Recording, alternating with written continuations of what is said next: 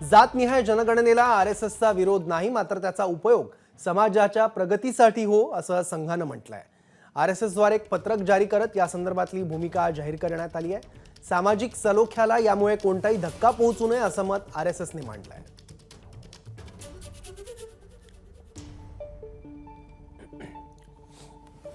गेल्या काही काळापासून जातनिहाय जनगणनेच्या चर्चेला आरंभ झालाय। संघाच्या पत्रकातला मजकूर आपण वाचतोय।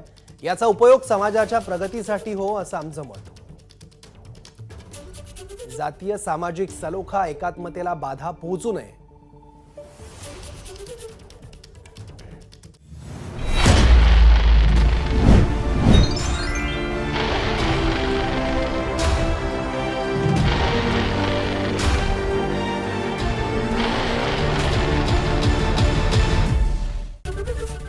एबीपी माझा, उघडा डोळे बघा नीट।